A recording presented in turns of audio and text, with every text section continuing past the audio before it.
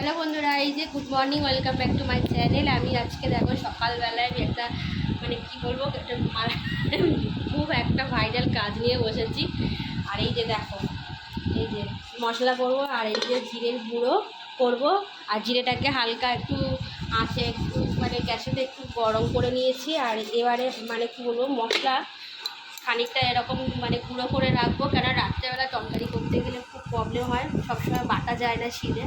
সেই জন্য আমি আজকে ভাবলাম যে একটু মিক্সিতে একটু গুঁড়ো করে নেব। তাই যে এখন আমি মিক্সিতে একটু করব, গুঁড়ো করে নেব। আর এই যে এখন এটা একটু গরম আছে, একটু করেছি যাতে একটু সেন্টও হয়। সেই জন্য আমি শুধু এখানে জিরের গুঁড়ো করব, এখানে আর অন্য কোনো মশলা করব না। মশলাগুলো আছে যেগুলো, সেগুলো একটু আলাদা আলাদা করেই করব।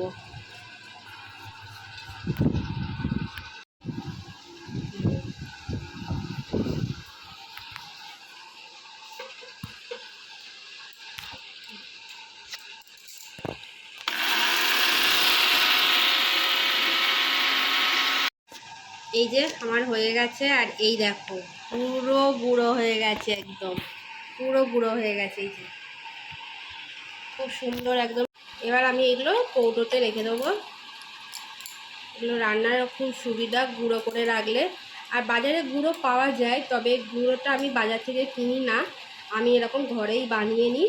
তো আমি ভাবলাম যে আজকে একটু তোমাদের সাথে শেয়ার করি।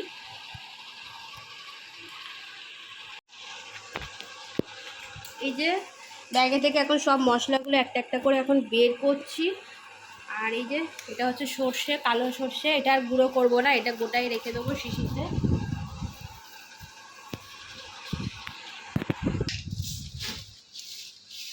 এই যে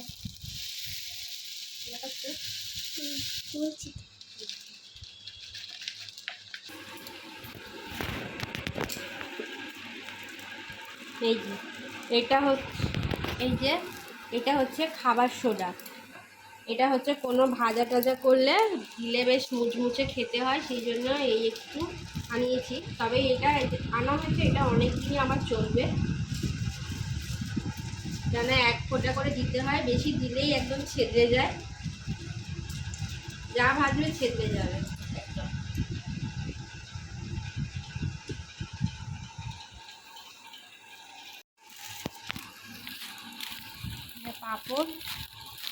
পাঁপড়টা রাখলাম। এই যে এটা হচ্ছে ধনে, এটা গুঁড়ো করব, ধনে গুঁড়ো করব। সেই জন্য আমি একটু গরম আছে দেখো হালকা এরকম লো করে নিয়েছি গ্যাসটা। একদম বেশি জোরে দিলে না এটা একটু বেশি গরম হয়ে গেলে একটু লাল লাল হয়ে যাবে। এই জন্য আমি একটু হালকাভাবে একটু আমি তাকিয়ে নিচ্ছি, তারপর গুঁড়ো করবো। এই যে এই দুটো হচ্ছে বড়ির প্যাকেট, আর এর মধ্যে রয়েছে বেসন। এই যে বেসনটা আমার কৌটোতে যেহেতু আছে, আমি এখন রেখেই দেবো। এখানে এখানে রান্নার জায়গায় আছে, তো আমি এটা রেখে দেবো। একটা বড়ি রেখে দিই, আর একটা কৌটোয় ঢালবো।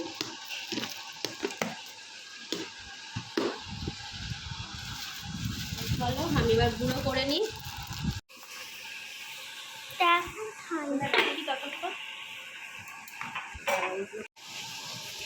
এই যে পুরো হয়ে গেছে একদম গুঁড়ো, আমার ধনে গুঁড়ো হয়ে গেছে পুরো রেডি। এই যে এটা আমি এবার শিশির মধ্যে ঢেলে নেব। এই যে আমি সব শিশির মধ্যে ঢেলে দিচ্ছি। আমার এরকম মশলাটা করা থাকলে অনেক সুবিধা হয়, আর তাড়াতাড়ি যখন রান্নার ব্যাপার থাকে, তাহলে যখন আর শিলে করতে গেলে খুব অসুবিধা হয়ে যায়। তো ভাবলাম যে আমি একটু মশলা করে নিই। আমি বেশিরভাগটা শিলে বাটি, কিন্তু ভাবলাম যে একটু করেই রাখি, কেননা আমি এবার একটু গরম মশলা গুঁড়ো করব ভালো করে। খানিকটা করবো আর খানিকটা রেখে দেবো। একটু তাকিয়ে নিই গ্যাসে। এই যে এবার আমি সয়াবিনগুলো কৌটোর মধ্যে ঢেলে রাখছি, আর যেটুকু ধরে সেটুকুই রাখবো। তারপরে আবার ফের ওই খানিকটা তুলে অন্য জায়গায় রেখে দেবো। এই যে এতটা নিয়ে এসছে, তো এই যে 500 নিয়ে এসছে, পুরো একটা গোটা মাছ চলার জন্য।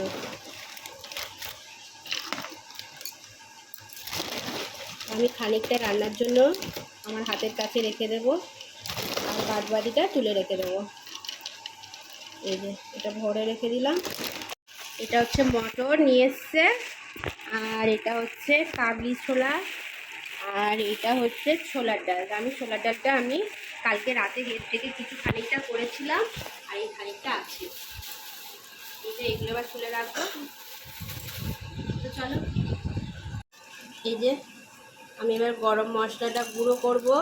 একদিক দিয়ে তুলছি আর একদিক দিয়ে গরম করছি আর একদিকে গুঁড়ো করছি, মানে দুটো কাজ একসাথেই হচ্ছে।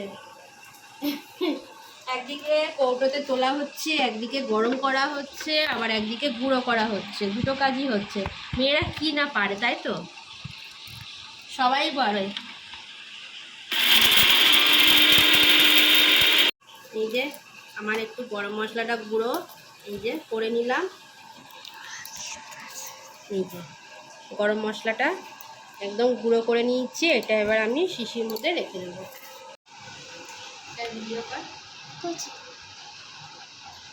এই যে আমার এবার গুঁড়ো করা হয়ে গেল গরম মশলাটা।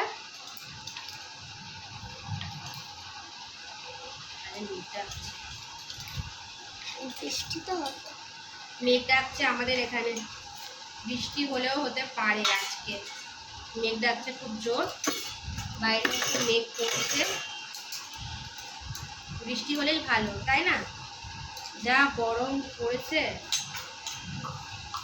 ওই দেখো গুড়ুম গুড়ুম করছে আকাশে।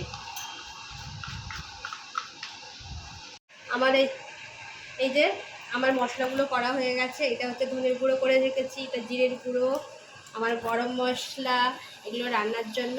আর এরকম আমি বাড়িতেই করে রাখি। কারা কারা করো আমাকে কিন্তু একটু কমেন্ট করে জানাবে। আর কে কোথা থেকে ভিডিওগুলো দেখছো আমাকে কিন্তু সত্যি একটু কমেন্ট করো, যে আমরা এইখান থেকে, তাহলে আমার একটু আগ্রহটা বাড়বে ভিডিও দেওয়ার জন্য।